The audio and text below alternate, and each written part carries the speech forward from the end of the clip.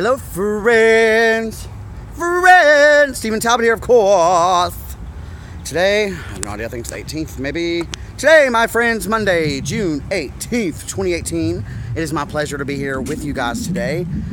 As you can see, I'm in the Bicentennial Mall Park. I've already gone to the gym today. I did 30 minutes of cardio on a stationary bike. And now I am at the park, and I've been walking fast, and I also jogged. I guess I probably jogged a half a mile. And I'm burning up. It is hot as hell out here. I'm actually about to go drive for Uber Eats, make me some extra money, although I really want to go to the pool today. But I'm not going to, even though I really, really want to. So I thought today I would do my weekend recap. And this is sort of a special edition of that because, as you guys know, I just got back from Louisville Pride. And I have to say that I was very, very impressed. I haven't always been the biggest advocate of Pride festivals. Maybe advocate's not the word. Patron of Pride festivals. After I went to the first couple, I always kind of thought they were boring, but I think it's because I was just in a place in my life where I really just didn't enjoy it.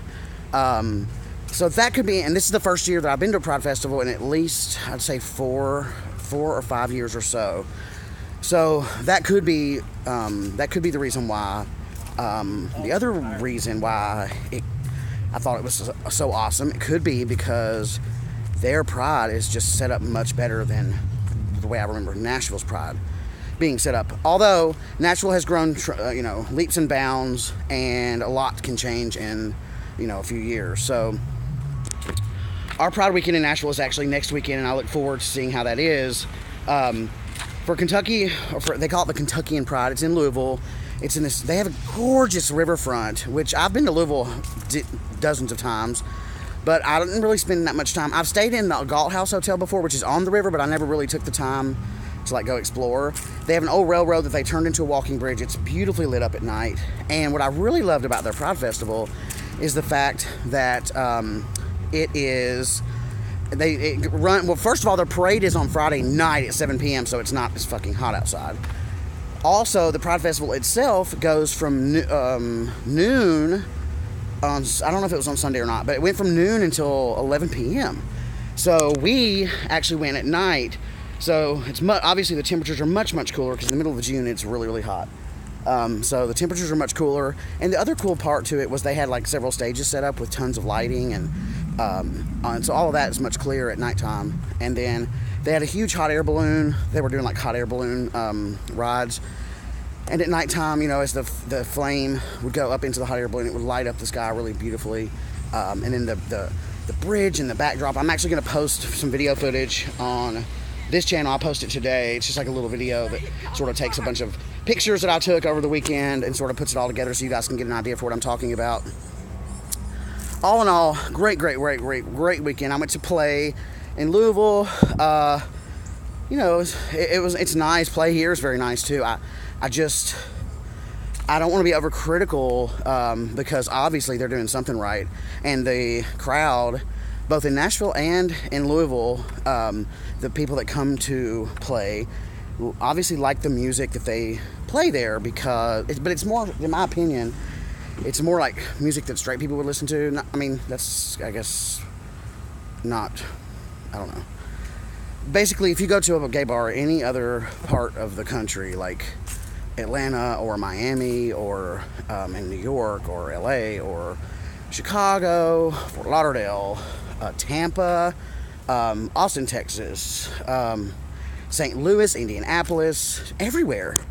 Anywhere but Nashville, it's or Louisville for that matter. Well, Louisville used to have great music when they had another bar there, but Play came in town and the other one closed down. In fact, we went by there where the old bar was, and it's completely bulldozed. They're building a hotel there now, so that sucks. But anyway, the music is different. The music is very, I don't know, there's just a more diva, gayish, circuity kind of sound in other cities.